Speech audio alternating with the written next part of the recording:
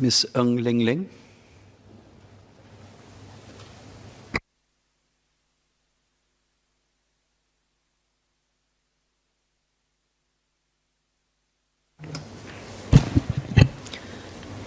Mr. Deputy Speaker, sir, I declare my role as a consultant in healthcare transformation.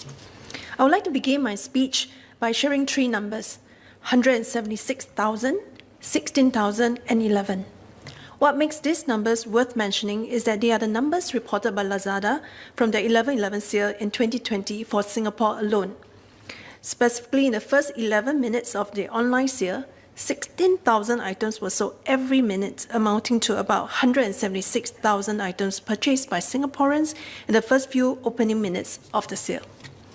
The 2020 e-commerce payments trends report for Singapore by JP Morgan estimated that the value of business to consumer e-commerce has grown from US dollars 4.8 billion to 6.1 billion, or US dollar 1.3 billion rise between 2017 and 2019. The growth of e-commerce has resulted in more deliveries. Delivery service providers have had to step up to meet the increased volume and maintain service standards throughout the delivery process. We can expect this to be the new norm moving forward, and hence the introduction of the Postal Services Amendment Bill is a welcome one. The Postal Services Amendment Bill establishes a framework to build and operate a nationwide parcel locker network, or I call MPLN for short, to help domestic last-mile delivery at scale. This is intended to benefit Singaporeans as delivery services will hopefully improve with increased access and reliability. However, I have three clarifications to ask the Ministry in this proposed amendment bill.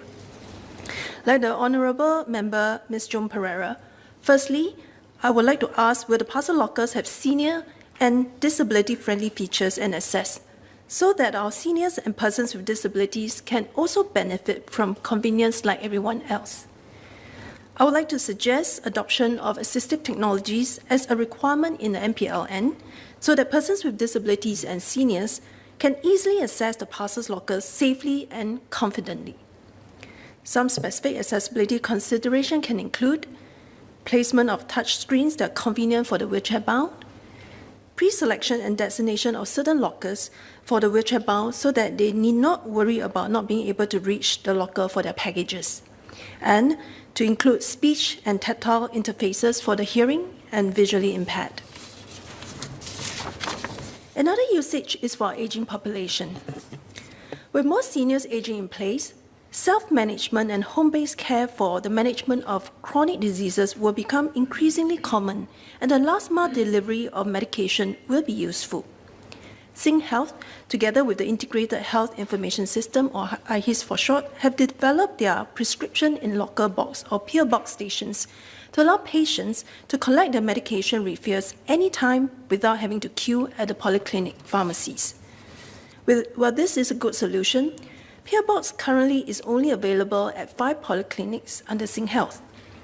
I would like to ask how far the MPLN can also be used to scale objectives like the pill box for medication delivery to bring convenience to our seniors. My second clarification is similar to the Honourable Member Mr. Patrick Tay's concern on how the security of the MPLN will be effectively managed. In December last year, a hack on a service provider that maintained a network of package lockers across Moscow and St. Petersburg resulted in more than 2,700 lockers being unlocked. While no packages were reported lost, the incident highlighted the need to ensure securing both the software and the hardware from malicious actors. I would like to propose to include stronger cybersecurity requirements for the MPLN. Some of these requirements could be in the form of cybersecurity by design in the software, hardware, and infrastructure. This is to ensure that the cybersecurity best practices are adopted at the very start of the network implementation. Stronger penalties also to be considered to be in place specifically for cybersecurity-related breaches to encourage operators and service providers to step up in their cybersecurity measures, and requirements for contingency plans to secure parcel lockers should a security breach happen, resulting in parcel lockers being compromised. My last clarification is in the area of operating standards and interoperability of the MPLN. An open access parcel locker network will make pickup and drop-off of parcel convenient for Singaporeans, as they are not limited to any specific delivery service providers.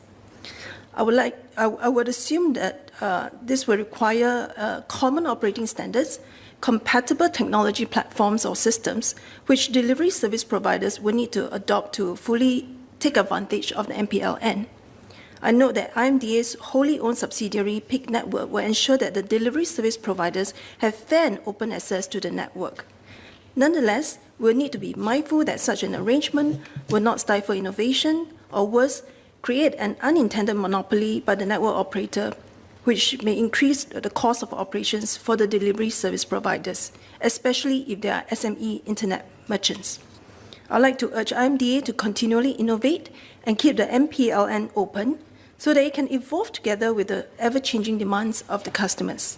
I also hope that IMDA will allow the delivery service providers and the SME internet merchants to further innovate their solution and apps on the MPLN for continued last-mile delivery innovations.